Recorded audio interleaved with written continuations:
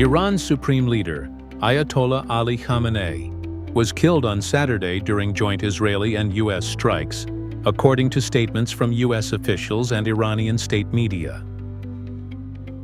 His death marks a major turning point in Middle East politics. Khamenei led Iran for decades and shaped the country into a strong anti-U.S. power.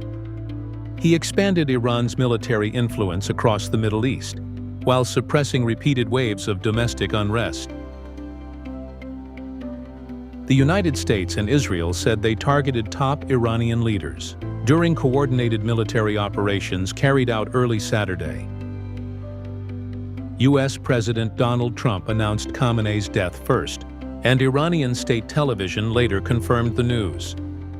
Trump wrote on his Truth Social platform that the 86-year-old leader was killed during the strikes. He said, "He was unable to avoid our intelligence and highly sophisticated tracking systems," adding that cooperation with Israel left no way for Iran's leadership to escape.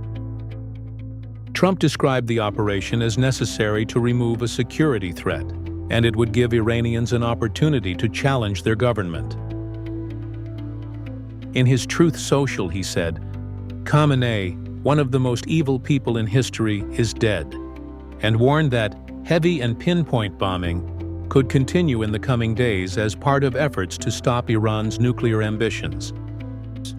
The United States and its partners have launched Operation Epic Fury, one of the largest, most complex, most overwhelming military offensives the world has ever seen. Nobody's seen anything like it. We have hit hundreds of targets in Iran, including Revolutionary Guard facilities, Iranian air defense systems. Just now, it was announced that we knocked out 9 ships plus their naval building. Iran's formerly Supreme Leader, Ayatollah Khamenei, is dead.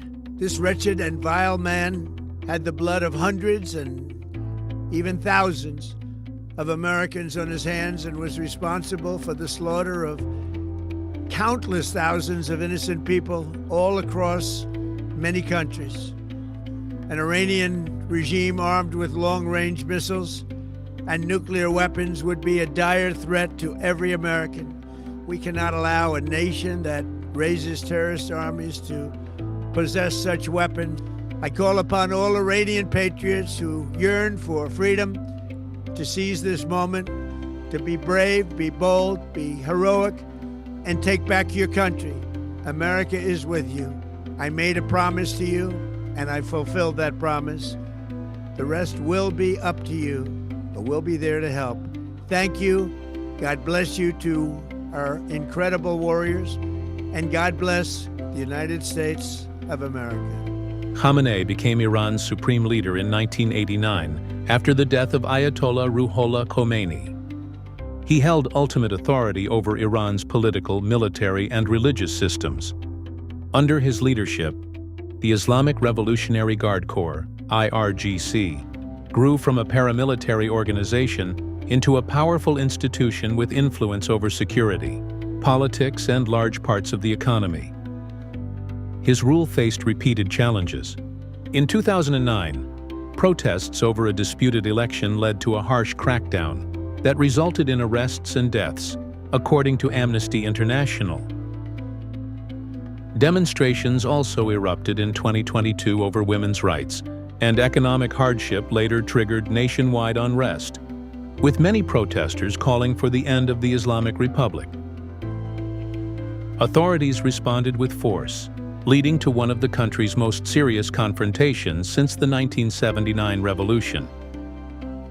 Khamenei supported a policy of neither peace nor war with the United States. He insisted that Iran maintain independence from Washington. After new sanctions were imposed, he rejected negotiations and backed steps that gradually reduced compliance with international nuclear agreements. Iran eventually resumed uranium enrichment to 60%, a level at which it becomes quicker to convert to 90% weapons-grade uranium. People argued that Khamenei had become disconnected from younger Iranians, who wanted economic improvement and political reform. Israel, meanwhile, viewed him as a destabilizing figure because of Iran's support for groups such as Hamas and Hezbollah. Iranian state media reported that Khamenei died in his office during the strikes. Officials announced a 40-day mourning period. Reports also said that top senior security figures and members of his family were killed: his daughter, his son-in-law, and his grandson. The deaths would represent one of the most serious blows to Iran's leadership since the 1979 Islamic Revolution. President Masoud Pezeshkian condemned the attack as a great crime and declared additional 7 days of public holidays alongside the mourning period. The IRGC vowed revenge and claimed it launched strikes on bases hosting U.S. troops and on Israeli military facilities in Tel Aviv, although these claims could not be independently confirmed. Security alerts spread across the region as explosions were reported in Qatar and the United Arab Emirates.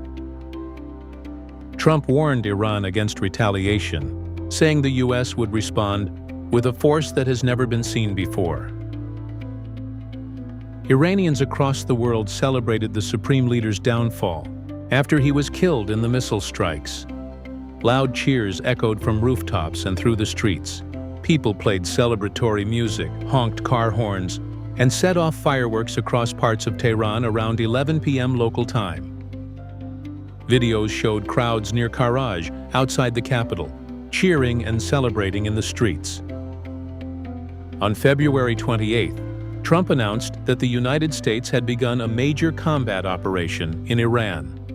In his address, he made clear that the U.S. sought regime change. Speaking directly to the Iranian people, he said, "The hour of your freedom is at hand." He added, "When we are finished, take over your government. It will be yours to take.